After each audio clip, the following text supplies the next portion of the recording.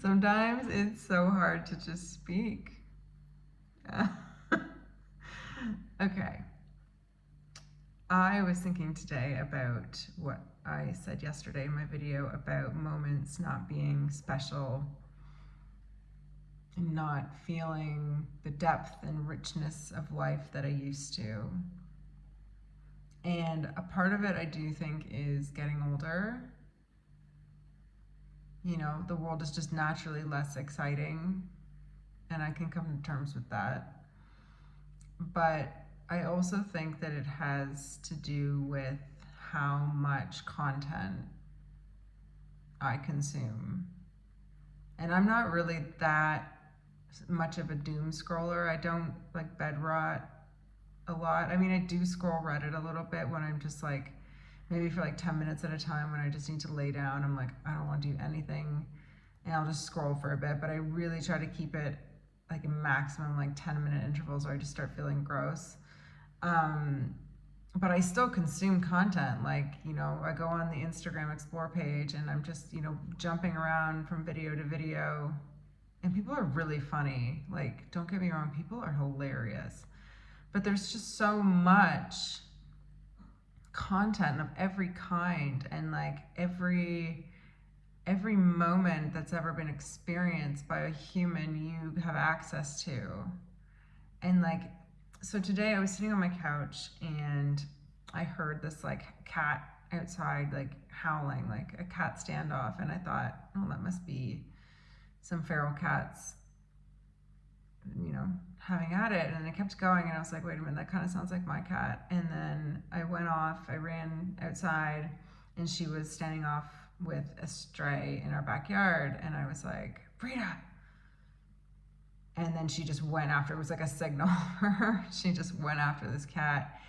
And to see this almost 15-year-old cat explode into this long, furry, tricolor explosion of rage, and I was like stunned, and the other cat just bolted. But I was like yelling for her to stop because I was afraid that they would somehow end up going off the balcony. It's not that high, and there's a big railing, but I was just a bit worried. And like, obviously you don't want two fat cats to get tangled up together. Anyway, so the other cat ran off, and I eventually, like, I was calming my cat down, and she's so cute. She totally hears my voice and is like, okay, it's okay. And then she slowly like calms down, but she's still all puffed up and growling and all that. And I went over to lay down on my lawn chair, and she came over for pets, and I was like, you are, you know, just talking to her.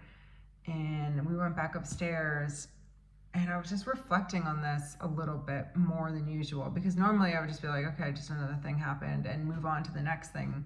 But I was thinking about it more. I was like, that was really wild. Like, that was crazy to see my cat explode in this ball of energy. And she's not very big, but she's like long, and it was just wild to see. And I feel like maybe this isn't like the best example, but I feel like that moment would have had a much bigger impact on me.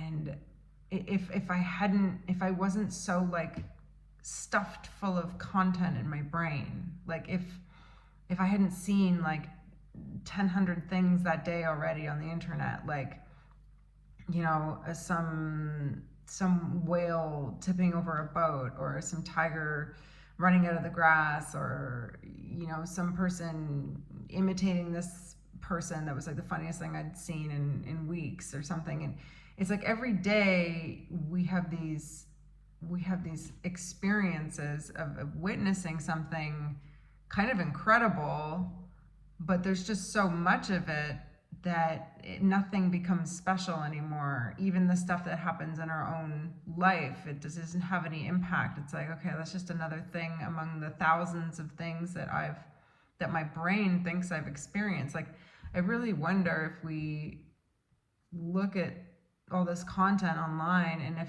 like, how does our brain interpret it? Even going back to like movies and television, like when the television first came out. Oh my god, my cat's hissing again. Oh my god. Oh, she's hissing under. She's hissing at the door. Sorry.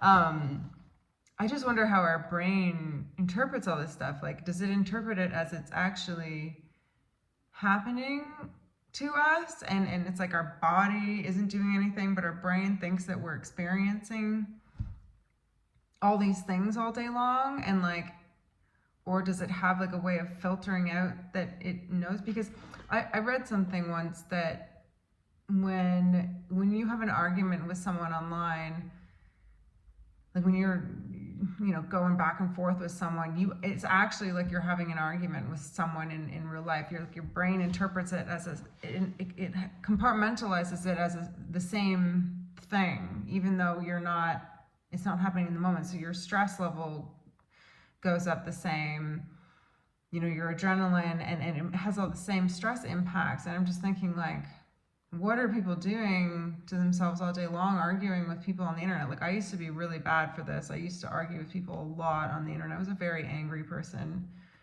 I went through a period I was really, really frustrated, and I didn't have Jesus in my life, so I had no comfort in my frustration that everybody was. Okay, hold on, I'm gonna. Frida, I don't want you going outside. I don't really want her going outside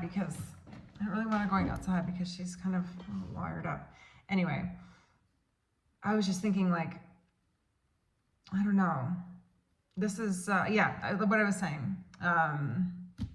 I used to be a really angry person. I used to argue with people all the time online because I thought somehow that was like effective way of asserting my point, like shouting into the void. Like, I had a lot of frustration with my views that weren't being heard, and I had no one to support me, and I didn't have faith, and I didn't have forgiveness. So I was just a very angry person. It's a bad combination. That's another topic I want to talk about, is like having some sense of wisdom but not love, and how damaging that can be.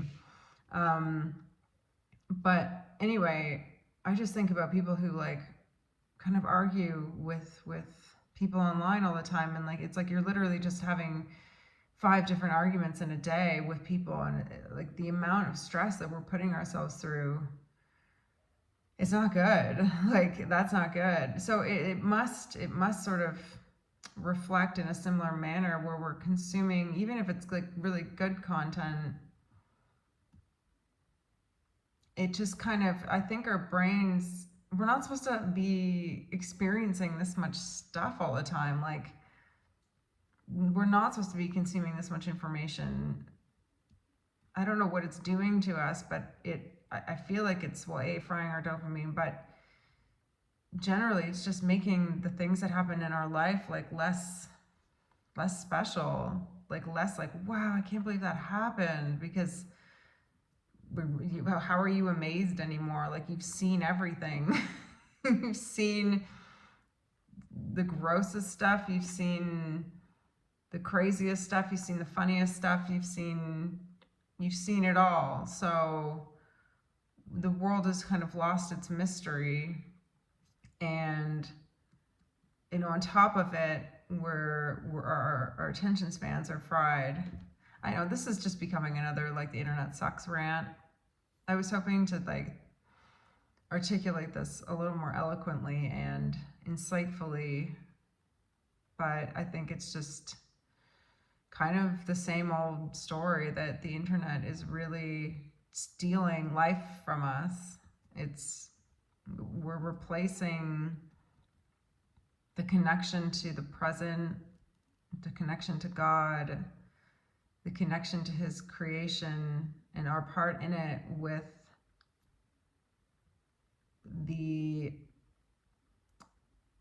this false simulacrum of what it actually is. Even though it's like on the surface, it's like a drug. It's like on the surface, it's more exciting. It's more relaxing. It's more everything. It's heightened everything, but it lacks God. It lacks the present moment. It lacks his rivers of living water. It lacks being. So yeah, it's scary where it's going. It's, you know, I really have to look at my own addiction to content consumption. I think the problem really with a lot of it is just this like double.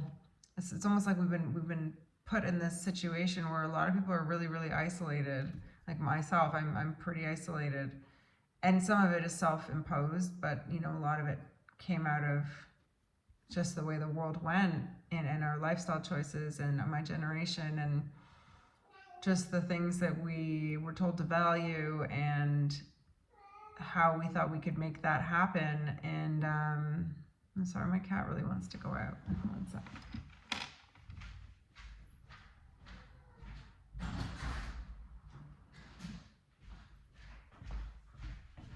And then now we're just sort of more isolated, and you know, everybody talks about this, we're all so isolated, but people are turning to the internet to replace everything.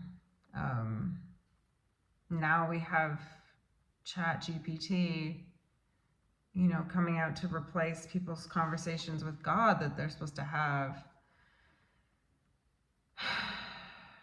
That's a really alarming thing. People think it's like harmless fun. Even some people who are like conspiracy minded think it's like harmless fun, and it's so not. And this is why a connection to God is so important. Like, I feel like the internet is going to swallow us up if we don't have him to keep us under his wing. It's already happening. I can feel it. I can feel it. Like the world, it's almost like the world's dying and the internet is taking its place.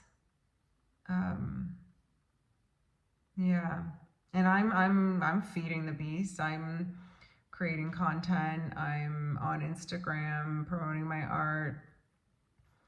You know, most of what I do is put online. It's crazy. Like, no wonder the world feels flat. Nobody's in it anymore. One great thing though that I like about where I've moved is that there's a lot of old people here.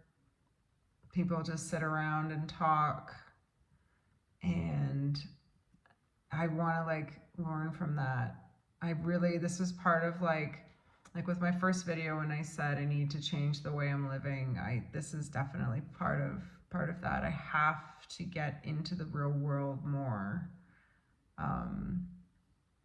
Like my issue is like I'm working so much right now at home, and I just have stuff playing all the time. It's like I don't have time to go anywhere. I think, man, I don't know.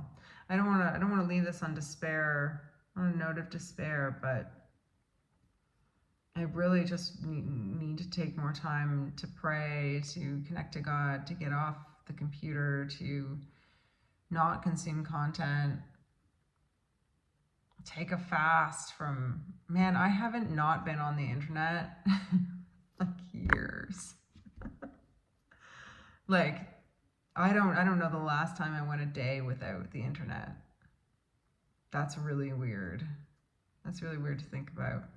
Anyway, I don't know if that made any sense, but hopefully it worked something out for me where I'm more motivated to continue to change in an upward direction. So anyway, as always, thanks for listening.